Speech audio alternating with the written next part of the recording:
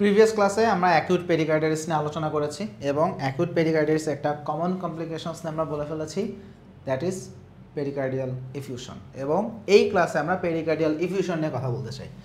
So pericardial effusion without any cause of pericarditis, ব্যাপারটা আসলে শুনতেই কেমন কেমন লাগে, তাই না? আসলে বেসিক্যালি পেরিকার্ডাইটিস তখনই হয় বা ম্যাক্সিমাম টাইম আসলে আমরা সেটাই দেখি, যেটা আসলে একটা পেরিকার্ডাইটিস হয়েছে সেটা একটা কমপ্লিকেশন হিসেবে আসলে হয়েছে। এবং পেরিকার্ডিয়াল ইফিউশনের কারণ এবং পেরিকার্ডাইটিসের কারণ আসলে সেম, অলরেডি আমরা এগুলো প্রিভিয়াসলি আলোচনা করে ফেলেছি। সেম জিনিস আমি আসলে ফার্দার আর বলবো না। তাহলে এখন আমরা যেটা করব সেটা হচ্ছে একবারে আমরা চলে যাব নেক্সট আলোচনাতে, সেটা হচ্ছে ক্লিনিক্যাল ফিচার্স। আচ্ছা একটু হ্যাঁ, সো ক্লিনিক্যাল ফিচার্স আমরা আসি। সো এখন কথা হচ্ছে কোনো একটা পার্সনের যদি পেরিকার্ডিয়াল ইফিউশন ডেভেলপ করে, আমাদের সবচেয়ে বড় মানে ফিচার্স কী হবে? প্রথম কথা হচ্ছে যদি এমন হয় ইফিউশনটা আসলে অল্প, খুব বেশি একটা প্রবলেম আমরা আসলে ফেস করবো না, পেশেন্ট হয়তো বা টেরই পাবে না, সেটার জন্য মানে এক্সট্রা কোনো সিমটম টের পাবে না। সিমটম তখনই সে টের পাবে যখন ইফিউশনটা একটু বড় হয়ে গেছে, একটু বেশি ইফিউশন। লাইক স্মল ইফিউশনে খুব বেশি সিমটম আসে না, মোস্ট অফ দ্য টাইম বোঝাই যায় না ক্লিনিক্যালি, বাট যখন ইফিউশনটা বড় হতে থাকে তখনই আমরা আসলে টের পাবো। সো আমরা দেখি ডেভিশনের আলোচনাগুলো থেকে আমরা আবার করি। So with the onset of N effusion আমরা প্রথমে যেটা টের পাবো সেটা হচ্ছে সাইন, ক্লিনিক্যাল সাইন। সিমটমস আগে আসবে না, আমরা ইউজুয়ালি সাইন পাই এবং সেটা হচ্ছে হার্ট সাউন্ডের উপরে আসবে। কীভাবে? হার্ট সাউন্ড আস্তে আস্তে কোয়াইটার, সফট হয়ে যাবে, শোনা যাবে না, অত কম শোনা যাবে। আর একটা হচ্ছে পেরিকার্ডিয়াল ফ্রিকশন র্যাপ, সেটা আমরা পাবো, যেটা প্রিভিয়াসলি আমরা আলোচনা করে ফেলছি। এবং কখনো কখনো এমনও হতে পারে যে the sound may be diminished in intensity কমে যেতে পারে, বাট খুব অ্যাবলিশড হবে এটা বলা যাবে না। তাহলে হার্ট সাউন্ড নিয়েই কথাটা বলা হচ্ছে। বেসিক হিসাবটা কি? আমরা একটা হার্ট সাউন্ড আসলে কখন পাই? যখন আমাদের ভালভ মুভমেন্ট করতেছে, তাই না? ভালভ কী হয়? একবার ওপেন হয়, একবার ক্লোজ হয়, একবার ওপেন হয়। যখন এই যে ক্লোজ হয় একটা কম্পাঙ্ক তৈরি হয় এবং সেই কম্পাঙ্কের জন্য সাউন্ড আসে। এখন যখন আমার পেরিকার্ডিয়াল স্পেসে এক্সেসিভ অ্যামাউন্ট অফ ফ্লুইড থাকে, ওই ফ্লুইডকে পাস করে না সাউন্ডটা ভালো মতো আসতে পারে না। সো আমি যখন স্টেথোস্কোপ দিয়ে সাউন্ডটা শুনতে যাব, আমার কাছে হার্ট সাউন্ড খুব সফট, মানে মনে হবে অনেক দূর থেকে একটা সাউন্ড আসতেছে। আমি যখন ইন্টার্ন না 5th ইয়ারে ছিলাম, তো আমি হচ্ছে সিসুতে যেতাম পেশেন্ট দেখে শেখার জন্য। সো ওখানে আমার এক বড় ভাই ছিল, আমার গুরু। সে আমাকে বলছে মুর্তজা যা ওই বেডের পেশেন্টটা দেখে হার্ট সাউন্ড শুনে আসবে। এখন যখন আমাকে বলছে হার্ট সাউন্ড শুনে আসবি, আমার মাথায় আছে যে কোনো মারমার হয়তো বা সে চাইছে। আমি গিয়ে স্টেথো লাগাই, আমার সাউন্ডই পাই না, একদম মনে হচ্ছে হালকা সাউন্ড। আমার মনে হয় আমার স্টেথোতে কি প্রবলেম। পরে আমি গিয়ে বললাম যে ভাই সাউন্ড তো শুনতেই আমার অবস্থা খারাপ, আমার স্টেথো খারাপ, এটা দিয়ে মনে হবে না, ভালো স্টেথো কেনা লাগবে। আমার তখন ক্লাসিক 2 ছিল। পরে ভাই বললো যে দিস ইজ ইফিউশন, যেখানে সাউন্ড খুব কোয়াইট থাকে, খুব সফট থাকে, খুব ভালো সাউন্ড শোনা যায় না। সো পেরিকার্ডিয়াল ইফিউশন যদি ডেভেলপ করে, the number 1 sign that will receive সেটা হচ্ছে হার্ট সাউন্ড খুবই কোয়াইট, আমার শুনতে খুবই স্ট্রাগল করা লাগবে, মনে হবে কি অনেক দূর থেকে একটা সাউন্ড আসছে, মানে ক্লিয়ার কাট হার্ট সাউন্ড আসলে আসবে না। So this is the first thing. Second কথা হচ্ছে যদি ইফিউশনটা বড় হয়, লার্জার ইফিউশন যদি হয়, সেখানে অনেক সময় পেশেন্ট ফিল করতে পারে একটা রেট্রোস্টার্নাল অপারেশন। যখন ইফিউশন অনেক বেশি হয়ে গেছে, পেশেন্ট ফিল করবে তার বুকের পেছনে একটা চাপের মতো অনেকটা সে অনুভব করবে, একটা অপারেশন হচ্ছে এরকম এটা একটু ভেগভাবে, লাইক এমআইতে যেরকম সেরকম বলবে না, বাট পেশেন্ট একটু বলবে একটু সে রেট্রোস্টার্নাল একটু অপারেশন বা একটু চাপ এরকম সে একটু অনুভব করতে থাকবে। So this is the thing. এখন কথা হচ্ছে ইফিউশন যখন ডেভেলপ করে, মোস্টলি ইফিউশনগুলো যেই পরিমাণ থাকে সেটা হিমোডাইনামিক চেঞ্জ ওইভাবে করে না, হার্ট ওর মধ্যেও ফাংশন চালাই যাইতে পারে। But what happens when a very large effusion অথবা খুবই র্যাপিডলি ডেভেলপিং ইফিউশন হয়, তখন প্রবলেম হয়। সেটা কি প্রবলেম ক্রিয়েট করে? This creates cardiac tamponade. যখন কার্ডিয়াক ট্যাম্পোনেট হয়, সেখানে আমাদের ফিচারটা কি হবে? কার্ডিয়াক ট্যাম্পোনেট নিয়ে আমরা আসলে একটা ডেডিকেটেড ক্লাসই দিয়ে ফেলছি, বাট এখানে আমি সংক্ষেপে আলোচনা করবো, বিকজ আমরা কার্ডিয়াক ট্যাম্পোনেট নিয়ে পেরিকার্ডিয়াম অলরেডি ক্লাস নিয়ে ফেলছি, যেটা পেরিকার্ডিয়াম চ্যাপ্টারে সবার লাস্টে থাকবে। সো বেসিক্যালি কার্ডিয়াক ট্যাম্পোনেট যেটা হয় সেটা হচ্ছে লাইক এটা যদি আমাদের হার্ট হয়, আর এটা যদি আমাদের পেরিকার্ডিয়াম হয়, জাস্ট গ্রসলি দেখাচ্ছি, এখানে এত বেশি ফ্লুইড থাকে যেই ফ্লুইডটা আসলে হার্টকে ডিস্টেন্ট হতে দেয় না। লাইক হার্ট সিস্টলের সময় প্রবলেম ফেস করবে না, বাট যখন সে ডায়াস্টল করতে চাবে ও ডায়াস্টলের সুযোগটা পাবে না। সো ডায়াস্টলের সুযোগ না পেলে যেটা হবে, আমাদের এন্ড ডায়াস্টলিক ভলিউম কমে যাবে। সো এটার কারণে স্বাভাবিকভাবেই স্ট্রোক ভলিউম কমে যাবে, কার্ডিয়াক আউটপুট কমে যাবে, এবং পেশেন্টের সেখানে দেখা যাবে যে হেমোডাইনামিক্যালি এটা কম্প্রোমাইজড, বিপি ফল করবে। এটা কম্পেনসেটরি মেকানিজম হিসেবে আমরা দেখব পেশেন্টের ট্যাকিকার্ডিয়া ডেভেলপ করতেছে এবং পেশেন্টের জেভিপি রেইজড হয়ে যাবে। সো বেসিক্যালি মূল সমস্যা হার্ট ঠিকমতো আসলে আর যতটুকু আউটপুট পাঠানো উচিত ততটুকু আউটপুট পাঠাইতে পারে না। So patient will develop acute heart failure. So যখন এরকম হার্ট কম্প্রেস হয়ে যাচ্ছে ডিউ টু লার্জ ইফিউশন, তখন যখন হার্ট ঠিকমতো কাজ করতে পারে না, ফেইলিয়ার ডেভেলপ করে, সেটাকে আমরা বলছি কার্ডিয়াক ট্যাম্পোনেট। এবং এখানে ম্যাসিভ ইফিউশন থেকেই সাধারণত আমরা এই ট্যাম্পোনেটটা পাইতে পারি। তাহলে হিমোডাইনামিক ইফেক্ট তখনই হচ্ছে যখন লার্জ আবার র্যাপিডলি ডেভেলপিং ইফিউশন। আচ্ছা, র্যাপিডলি ডেভেলপিং ইফিউশন কখন হয়? মনে করি কোন একটা পেশেন্টের হার্ট অ্যাটাক হয়েছে, মায়োকার্ডিয়াল ইনফ্রাকশন হয়েছে এবং ভেন্ট্রিকল ওয়াল রাপচার হয়ে গেছে, ফ্রি ওয়াল রাপচার হয়ে গেছে, তখন খুব র্যাপিডলি ব্লাড পেরিকার্ডিয়াল স্পেসে চলে আসে, অথবা একটা ট্রমাটিক কোনো ইঞ্জুরি হয়েছে, একটা পেনিট্রেটিং একটা ইঞ্জুরি হয়েছে, তখনও এইরকম ঘটনা ঘটতে পারে। সো লার্জ ইফিউশন সাধারণত ট্রমাটিক ইভেন্ট বা এমআই এটার কনসিকুয়েন্সও হতে পারে। এবং লার্জ ইফিউশন সাধারণত দেখা যাচ্ছে ম্যালিগনেন্ট কজগুলোতে হয়, অবশ্য অন্য কজগুলোতেও হতে পারে, তবে রিউমাটিক হার্ট ডিজিজ বা rheumatoid arthritis, rheumatic heart disease বলি কেন, rheumatic fever, rheumatoid arthritis, SLA, এগুলোতে আমরা লার্জ ইফিউশন ইউজুয়ালি পাই না। লার্জ ইফিউশন সাধারণত ইনফেক্টিভ কজ বা ভাইরাল কজ, ব্যাকটেরিয়াল কজ, এই বা টিউবারকুলোসিস এই ধরনের কেসে হতে পারে, বাট নর্মালি আরএ, এসএলএ এগুলোতে আমরা অত বেশি পাই না। আচ্ছা, তাহলে নর্মালি যখন হিউজ ইফিউশন হচ্ছে বা র্যাপিডলি ডেভেলপিং, তখন দেখা যাচ্ছে ওই কম্প্রেশনের কারণে অ্যাকিউট হার্ট ফেলার হয়। Acute heart failure due to compression of the heart, এবং সেইখান থেকেই কার্ডিয়াক ট্যাম্পোনেট আসলে হচ্ছে।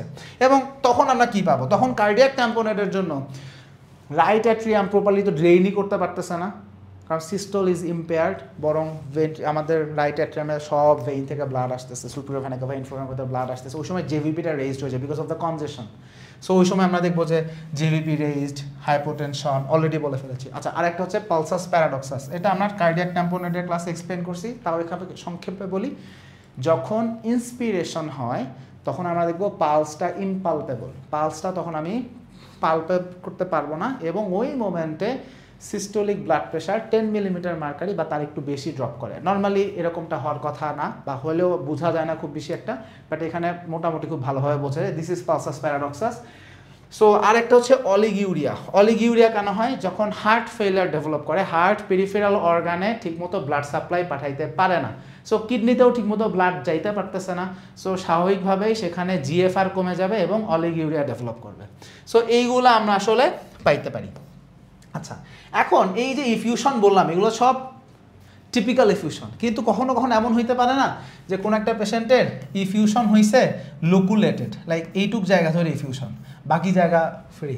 তাহলে এরকম যদি অ্যাটিপিক্যাল প্রেজেন্টেশন হয়, সেখানে ক্লিনিক্যাল ফিচার্সও অ্যাটিপিক্যাল হবে, এখানে যেটা বলছি এরকম হবে না। যদি এরকম লোকুলেটেড ইফিউশন হয়, সাধারণত পায়োজেনিক কজগুলাতে এরকম হইতে পারে, বা অ্যাডহেশন হয়ে গেছে, ফাইব্রোসিস হয়ে গেছে, সেখানে এরকম হইতে পারে। So if the effusion is loculated, তাহলে আমরা সেইখানে খুব বেশি ফিচার টিপিক্যাল ম্যানারে পাবো না, বরং অ্যাটিপিক্যাল ফিচার্স পাইতে পারি। তাহলে কখন এরকম কেস হয়? যদি আগে থেকেই আমরা দেখি যে প্রিভিয়াস পেরিকার্ডাইটিস ছিল বা কার্ডিয়াক কোনো একটা সার্জারি ছিল, এরকম জায়গাতে এটা আরও বেশি ভালো দেখা যায়। আচ্ছা, তাহলে এখন কথা হচ্ছে ইফিউশনের ইনভেস্টিগেশন কি? আমরা কিন্তু প্রিভিয়াস ক্লাসে একটা আলোচনা করে ফেলছি যে হার্টকে দেখার জন্য বেস্ট উপায় হচ্ছে ইকোকার্ডিওগ্রাম। সো এখানে আমরা ইকোকার্ডিওগ্রাম করলেই আমরা খুব ভালো করে ইফিউশন দেখতে পারবো। ইফিউশনের চেহারা কেমন হবে প্রিভিয়াস ক্লাসে দেখাই ফেলছি। সো ইফিউশন কতটুকু, এটা কার্ডিয়াক ফাংশনকে কতটুকু এফেক্ট করতেছে, এভরিথিং উইল বি ক্লিয়ার। আচ্ছা, তাহলে for definitive diagnosis the choice of investigation বা মূল ইনভেস্টিগেশন হচ্ছে আমাদের ইকোকার্ডিওগ্রাম। বাট এখানে আমরা ইসিজিও করব, এবং ইসিজিতে আমরা কিছু ফিচার পাই, সেগুলো নিয়ে একটু আলোচনা করি। আচ্ছা, সো কোনো একটা পেশেন্টের যদি পেরিকার্ডিয়াল ইফিউশন ডেভেলপ করে, এই ধরনের পেশেন্টে ইসিজিতে আমি কি কি ফিচার পাবো সেটা নিয়ে আলোচনা করতে চাই। সো প্রথম যেইটা আমি বলবো সেটা হচ্ছে লো ভোল্টেজ ইসিজি।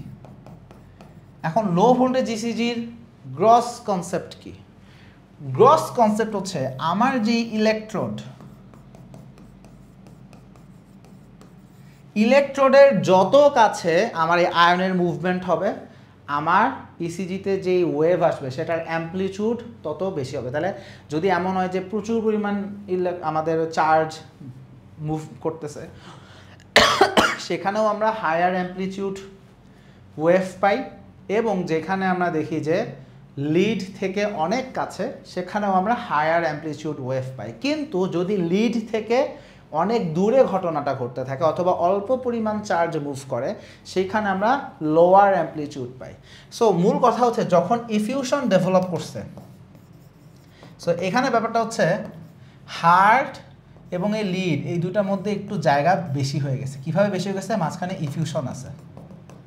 সো যখন ইফিউশন আছে, ওই আমাদের ইলেকট্রোডে অ্যাম্পলিটিউড ওয়েভ যেটা আমরা আসলে পাবো, অ্যাম্পলিটিউড অফ দ্য ওয়েভ, সেটা আসলে ছোট হয়ে যাবে। এটা এমন না যে হার্টের নিজস্ব প্রবলেম, ব্যাপারটা হচ্ছে ইলেকট্রোড থেকে একটু দূরে যেন কাজটা হচ্ছে, তাই না? ওয়েভগুলা এই জন্যই লো অ্যাম্পলিটিউডের হবে। সো দ্যাটস আমি লো ভোল্টেজ ইসিজি পাবো। লো ভোল্টেজ ইসিজি শুধুমাত্র যে আমি পেরিকার্ডিয়াল ইফিউশনে পাবো বা লো ভোল্টেজ ইসিজি পেলে চোখ বন্ধ করে পেরিকার্ডিয়াল ইফিউশন বলে দিব, ব্যাপারটা অলওয়েজ এরকম না। আমরা লো ভোল্টেজ ইসিজি পেলে কিছু জিনিস মাথায় রাখতে চাই। সেটা হচ্ছে কোনো পেশেন্টের লো ভোল্টেজ ইসিজি হলে আমার আরেকটা কোশ্চেন হবে, এটা কি হাইপোথাইরয়েডিজম কিনা।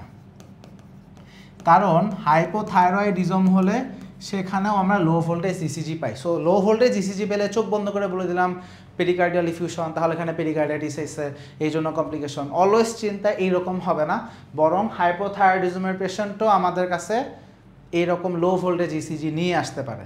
সো ওইটাও আমাদের মাথায় রাখতে হবে। তাহলে এটা হচ্ছে ফার্স্ট কথা।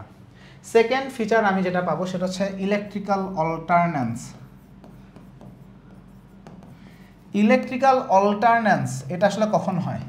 যখন লার্জ ইফিউশন হয়। তখন যেটা হয় যে বিশাল বড় একটা পেরিকার্ডিয়াল স্যাক, তার মধ্যে একটা হার্ট এমনভাবে থাকে, হার্ট বেসিক্যালি মুভ করতে পারে একবার এইদিকে একবার এইদিকে। লাইক হার্ট এরকম, মানে অ্যামনিওটিক ফ্লুইডের মধ্যে বাচ্চা যেমন মুভ করতে পারে, তেমনি হার্টও সুইং করে এই বিশাল বড় পেরিকার্ডিয়াল স্যাকের মধ্যে, মধ্যখানে প্রচুর ফ্লুইড। সো যখন এরকম টু অ্যান্ড ফ্রো মুভমেন্ট হয়, হার্ট একবার লিডের কাছে একবার দূরে, একবার কাছে একবার দূরে। যখন হার্ট ইলেকট্রোডের কাছে থাকে তখন নর্মাল অ্যাম্পলিটিউড ওয়েভ, যখন হার্ট দূরে চলে যায় তখন লো অ্যাম্পলিটিউড ওয়েভ। এবং ইলেকট্রিক্যাল অল্টারন্যান্সে এই ঘটনাটাই ঘটে। ইলেকট্রিক্যাল অল্টারন্যান্সে দেখবো একটার অ্যাম্পলিটিউড নর্মাল, একটার অ্যাম্পলিটিউড ছোট, একটার অ্যাম্পলিটিউড নর্মাল, একটার অ্যাম্পলিটিউড ছোট, একটা অ্যাম্পলিটিউড নর্মাল, একটা অ্যাম্পলিটিউড ছোট। তাহলে এইটাকেই বলা হচ্ছে ইলেকট্রিক্যাল অল্টারন্যান্স, যেটা আসলে ইন্ডিকেট করে হার্ট একটা সুইংিং মুভমেন্ট করতেছে। সো ইলেকট্রিক্যাল অল্টারন্যান্স আমরা তাহলে পাবো। ইলেকট্রিক্যাল অল্টারন্যান্সের ইসিজি আমি কার্ডিয়াক ট্যাম্পোনেটের ক্লাসে খুব সুন্দর করে দেখাই দিছি। So this is the thing. তাহলে আমরা ইসিজি থেকে এই জিনিসগুলো পাচ্ছি। তাহলে আমরা কি কি করলাম? ইসিজি করছি। ইসিজিতে কি বললাম? QRS complex alternate in amplitude due to and fro motion of the heart within the fluid filled pericardial sac, এটা বলছি। আর একটা বলছি যে কিউআরএস ভোল্টেজ এটা রিডিউসড, মানে ওয়েভের অ্যাম্পলিটিউডটা ছোট, সেটা বলে ফেলছি। আচ্ছা, তাহলে আমি ইকো করছি আর আমি ইসিজি করছি। আর কি করতে পারি?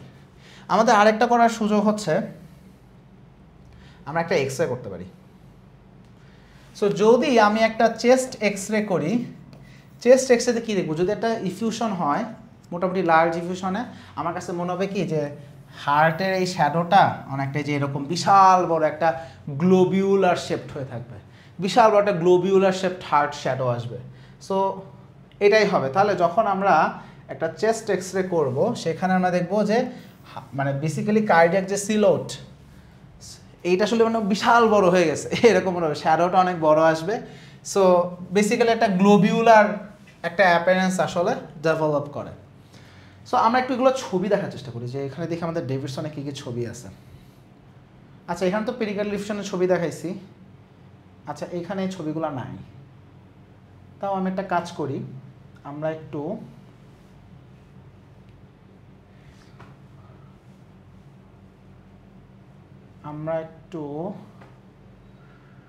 এক্সের ছবি আসলে দেখাই।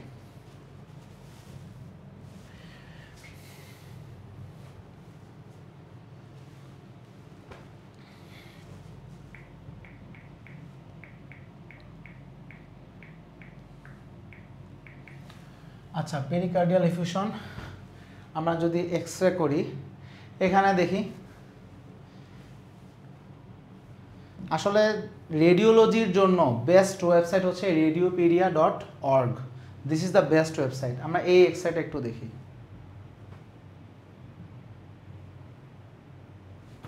সো এই এক্সরেটার দিকে যদি আমরা একটু তাকাই, এইখানে শেপটা একটু দেখি।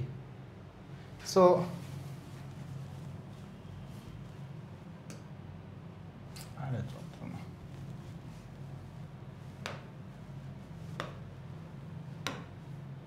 আচ্ছা, সো এখানে দেখি এই যে হার্টের শেপটা একটা গ্লোবিউলার শেপ হয়ে গেছে। সো এইটা আমরা আসলে পেরিকার্ডিয়াল এফিউশনে এই জিনিসটা পাবো। আচ্ছা আরেকটা জিনিস আমি একটু দেখাইতে চাই, সেটা হচ্ছে ইসিজি, ইলেকট্রিক্যাল অল্টারন্যান্স এবং লো ভোল্টেজ ইসিজি। আচ্ছা প্রথমে আমি ইলেকট্রিক্যাল অল্টারন্যান্স দেখাই। ইলেকট্রিক্যাল অল্টারন্যান্স। আচ্ছা সো ইলেকট্রিক্যাল অল্টারন্যান্সের ক্ষেত্রে এই ছবিটা দেখি।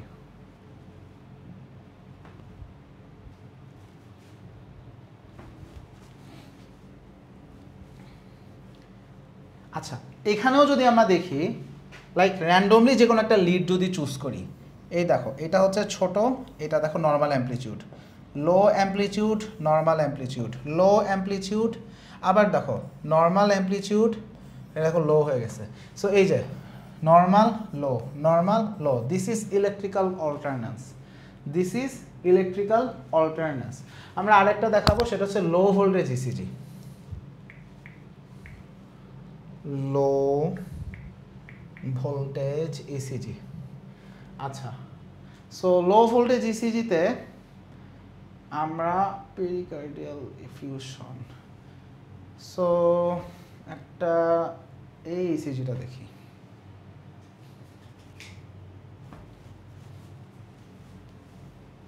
আচ্ছা সো এটা আমাদের একটা লো voltage ECG. Low voltage ECG তাহলে মোটামুটিভাবে আমরা এরকম একটা অ্যাপিয়ারেন্স হবে। এখানে তাহলে অ্যামপ্লিটিউডগুলো ছোটো, এটা হিসাব আছে।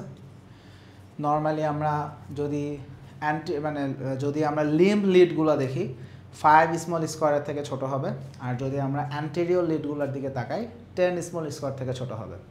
সো এটা হচ্ছে আমাদের মোটামুটি বেসিক কথাবার্তা। আচ্ছা সো আমরা আমাদের ইয়েতে ফেরত যাই। আচ্ছা সো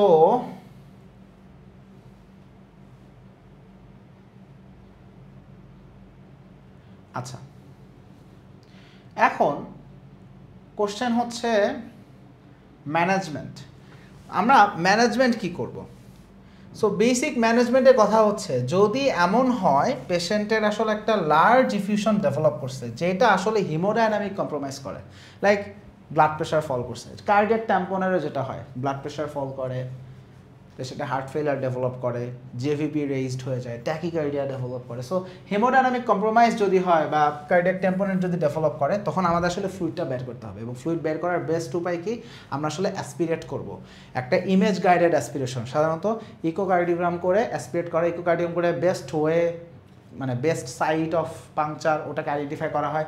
সাধারণত দেখা যাচ্ছে কি জিফয়েড প্রসেস এখানে বা অ্যাপেক্স এই জায়গাগুলো থেকে সাধারণত অ্যাপ্রোচ নেওয়া হয়, এবং নিডলের ডিরেকশনটা অনেকটা যে উপর বরাবর শোল্ডার বরাবর আসে। সো এই ডিরেকশনে আমরা আসলে অ্যাপ্রোচ নিই। সো এটা একটা আসলে নিডল আন্ডার ইকোকার্ডিওগ্রাফিক গাইডেন্স আমরা আসলে করি। তাহলে কার্ডিয়াক অ্যাপেক্স বা বিলো জিফয়েড প্রসেস আমরা ডিরেক্টেড যাই, directed upward the left shoulder, তাহলে এই যে যেটা দেখালাম যে এই বরাবর, সো লেফট শোল্ডার বরাবর আমাদের নিডলের ডিরেকশন থাকবে, তাহলে আমরা অ্যাসপিরেট করব। কিন্তু আমাদের এখানে কিছু জিনিস মাথায় রাখতে হবে, যখন আমরা আসলে এই কাজটা করতেছি এটার কিছু কমপ্লিকেশন আছে, এটার কিছু কমপ্লিকেশন আছে। কমপ্লিকেশনগুলো কি, আমি যখন অ্যাসপিরেট করতেছি আমি একটা নিডল ঢুকাইতেছি, সো নিডল ঢুকাইতে গেলে কি হবে, আমাদের করোনারি যে আর্টারিগুলো আছে সেখানে একটা খোঁচা লেগে ওখান থেকে ব্লিডিং হইতে পারে, আমরা কোনো ভেন্ট্রিকুলার ড্যামেজ করে ফেলতে পারি, রাইট ভেন্ট্রিকুলার ড্যামেজ করে ফেলতে পারি। সো দেখা যাচ্ছে যে এগুলো করতে গিয়ে কিছু কমপ্লিকেশনস অ্যারাইজ করতে পারে। So experienced operator very much important. So পেশেন্টের শেপ কেমন, ইফিউশনটা কেমন, এগুলো অনেক কিছু আসলে ভ্যারি করে। সো পেরিকার্ডিয়াল ড্রেইনটা আমরা আসলে সিমটোম্যাটিক রিলিফের জন্যই করতেছি। সিমটোম্যাটিক রিলিফ তার মানে কি, ইফিউশন অ্যাসপিরেট করছি, এটা তো কজকে মিনিমাইজ করবে না, এটা জাস্ট ইফিউশনকে মিনিমাইজ করবে। কজকে মিনিমাইজ করতে গেলে অ্যাকর্ডিং টু দ্য কজ আমাকে ট্রিটমেন্ট দিতে হবে। একটা পেরিকার্ডিয়াল ইফিউশনের 1 নাম্বার ট্রিটমেন্ট কি, ইফিউশনের ট্রিটমেন্ট হচ্ছে ইফিউশনকে অ্যাসপিরেট করে নিয়ে আসবো। বাট ইফিউশনের কারণ কি, কারণ অনুযায়ী ট্রিটমেন্ট, ভাইরাল কজ হলে একরকম, ব্যাকটেরিয়াল কজ হলে আরেক রকম, বা টিবি হলে টিবি ট্রিটমেন্ট দিতে হবে। তাহলে এটা মাথায় রাখতে হবে। এখন দেখো যে কমপ্লিকেশন অফ পেরিকার্ডিওসেন্টেসিস এটা কি, আচ্ছা কী কী কমপ্লিকেশনগুলো হয় এক এক করে আমরা আসি। সো একটা কমপ্লিকেশন হচ্ছে অ্যারিথমিয়া, অ্যারিথমিয়া হতে পারে, damage to A coronary artery, যেটা বললাম যে করোনারি আর্টারিতে একটা খোঁচা লেগে গেছে, আচ্ছা ব্লিডিং হতে পারে, অথবা exacerbation of tamponade as a result of injury to the right ventricle, যে রাইট ভেন্ট্রিকল ইনজুরি করে ফেলছে, এখন ওখান থেকে ব্লিডিং হচ্ছে, ধুমায় ব্লিডিং হয়ে ট্যাম্পনেট আরও বেড়ে গেছে। সো এগুলো সব কিছুই আমাদের কমপ্লিকেশনসের মধ্যে আসতে পারে। আচ্ছা যদি এমন হয় কার্ডিয়াক ট্যাম্পনেটের কজ রাপচার, হয়তো বা এমআই থেকে রাপচার হয়ে গেছে বা ট্রমাটিক কোনো একটা ইভেন্ট, তাহলে যদি কার্ডিয়াক রাপচার থেকে এটা হয়, অথবা লাইক অ্যাওর্টিক ডিসেকশন হয়েছে সেখান থেকে কার্ডিয়াক ট্যাম্পনেট ডেভেলপ করছে, সো এই জায়গাগুলোতে আমরা আসলে কী করব, তাহলে এখানে যদি আমরা পেরিকার্ডিয়াল অ্যাসপিরেশন করি এটা আসলে ফার্দার ফ্যাটাল ব্লিডিং হইতে পারে এবং এই সিচুয়েশনে সার্জারি করতে হবে।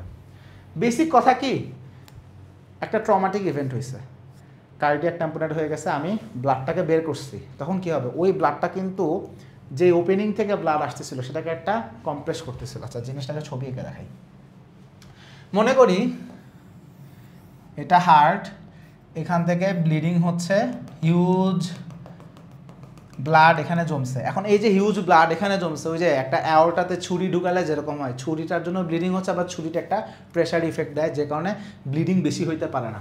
সো এখানে যে ব্লাড সেটাও একটা প্রেশার দেয়, যেটা আসলে ব্লিডিং যতটুকু এটা না থাকলে হয়তো তার থেকে একটু কম হয়। তো এখন আমি যদি এটাকে সাক আউট করে বের করে ফেলি তখন এখানে তুমুল বেগে আরও বেশি করে ব্লিডিং হবে। সো এই জায়গাতে আসলে অ্যাসপিরেট করলে প্রবলেম, এখানে আমাকে সার্জিক্যাল অ্যাপ্রোচ নিতে হবে, এইটা হচ্ছে বেসিক কথা। সো এরকম জায়গাতে আমরা সার্জারি করব। এটা কি হলো আবার, আচ্ছা তাহলে in this situation we shall go for surgery, তাহলে ইমার্জেন্সি সার্জারি এখানে আমাকে করতে হবে, ট্রিটমেন্ট অফ চয়েস। তাহলে হিমোরেজিক কজ এখানে এটা হচ্ছে। আচ্ছা যদি এমন একটা ভিসকাস লুকুলেটেড বা রিকারেন্ট ইফিউশন হয় সেইখানে আমাদেরকে একটা ফর্মাল সার্জিক্যাল ড্রেনেজ লাগবে, তাহলে আমাদের অ্যাসপিরেশন বললাম, সার্জিক্যাল অ্যাপ্রোচ বললাম, সার্জিক্যাল ড্রেনেজ বললাম। So this things shall do here. তাহলে এইগুলা গেল আমাদের ইফিউশনের কথা। সো মোটামুটিভাবে আমাদের ইফিউশনের আলোচনা শেষ। এরপরের যে টপিক এটা আসলে পেরিকার্ডাইটিসের এক্সটেনশন, সেটা কি টিউবারকুলাস পেরিকার্ডাইটিস, সংক্ষিপ্ত আলোচনা হবে এখানে। সো টিউবারকুলোসিস নিয়ে আমাদের মেডিসিনে একটা কমন কথা হচ্ছে প্রেগনেন্সি বাদে টিউবারকুলোসিস জন্য সবই হইতে পারে। সো আমাদের বাংলাদেশের প্রেক্ষাপটে আমরা যত পেরিকার্ডাইটিসের পেশেন্ট পাই, বাংলাদেশের প্রেক্ষাপটে মেজরিটি আমরা আসলে বলবো যে ডিউ টু টিউবারকুলোসিস, অন্তত ইন্টারনাল মেডিসিনে যে পেশেন্টগুলো আছে ম্যাক্সিমামই আমরা দেখবো পেরিকার্ডাইটিস। ইনফ্যাক্ট কয়েকদিন আগেও আমাদের একটা পেশেন্ট আমাদের হসপিটালে আসছে, টিবি কেস, 1 মাস আগে টিবি ডায়াগনোসিস হয়েছে, সে ওষুধ নেয় না ঠিক মতো, ইফিউশন নিয়ে চলে আসছে। So tuberculous pericarditis, so tuberculous pericarditis very much common মানে বাংলাদেশের কনটেক্সটে।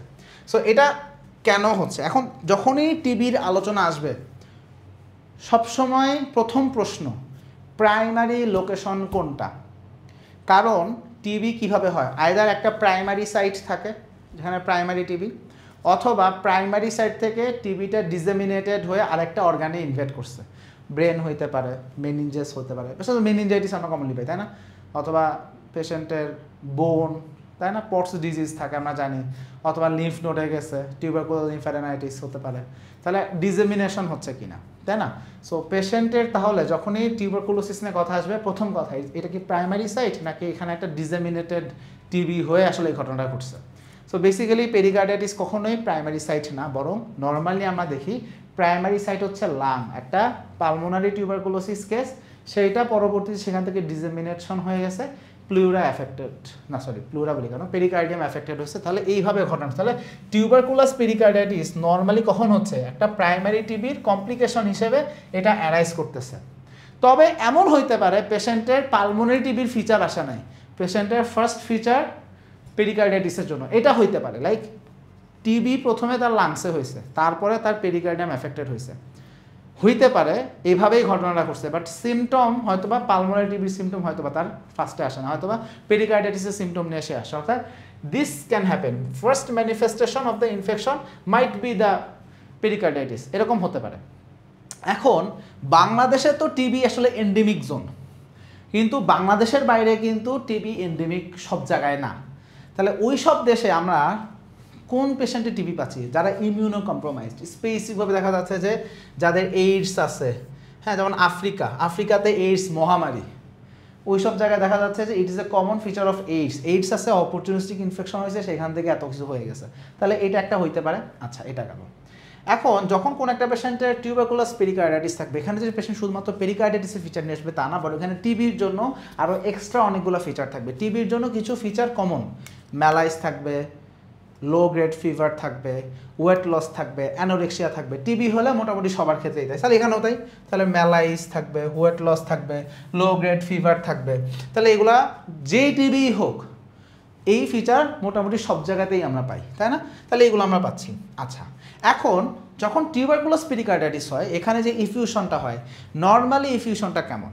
টিবির ক্ষেত্রে ইফিউশনটা ইউজুয়ালি আমরা দেখি থিক, সময়ের সাথে সাথে থিকনেস আরও বাড়তে থাকে, এবং এই যে থিকনেস থাকে আস্তে আস্তে দেখা যাচ্ছে যদি লং টার্ম থাকে এবং যদি এটাকে ট্রিট না করা হয়, ইট মে কজ পেরিকার্ডিয়াল কনস্ট্রিকশন, অথবা ট্যাম্পোনেডও হইতে পারে, বাট এই কনস্ট্রিকশনটা বেশি হয়। অনেক সময় দেখা যায় পরে ফাইব্রোসিস হয়ে গেছে, ক্যালসিফিকেশন হয়ে গেছে, এগুলো খুব ফ্রিকুয়েন্টলি আমরা দেখি। তাহলে এইটা একটা মেজর প্রবলেম, এবং এই কাজ যখন হয় তখন কিন্তু হার্টের ফাংশন লিমিটেড হয়ে যায়, হার্টের ফাংশন তখন কম্প্রোমাইজড হয়, হিমোডাইনামিক কম্প্রোমাইজ আমরা দেখতে পাই। তাহলে এই জিনিসটা আমাদেরকে মাথায় রাখতে হবে।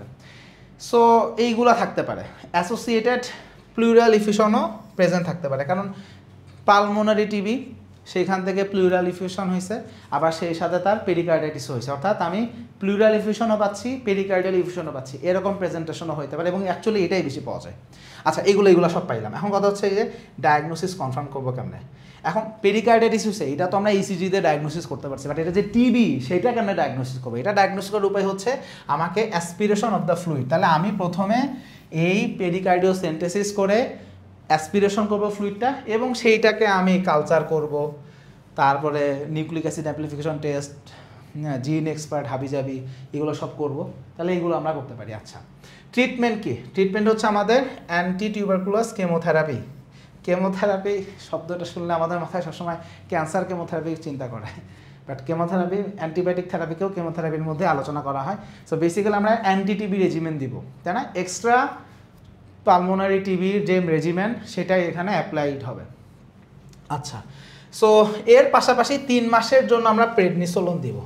কেন প্রেডনিসোলোন দেব? কারণ অ্যাডহেশন যেন না হয়, ওই যে একটু আগে বললাম, ওই অ্যাডহেশন যেন না হয় সেই জন্য প্রেডনিসোলোন দেওয়া হয়। বিকজ আমি যদি প্রেডনিসোলোন না দিই তাহলে দেখা যাবে কি, এই যে একটু আগে বললাম যে এই ঘটনাটা এটা হবে, পেরিকার্ডিয়াল কনস্ট্রিকশন হয়ে যাবে। সো এটাকে প্রিভেন্ট করার জন্য আমরা আসলে স্টেরয়েড এখানে দিই। সো এই ছিল মোটামুটি আমাদের আজকের ক্লাসে আলোচনা। সবাইকে অসংখ্য ধন্যবাদ।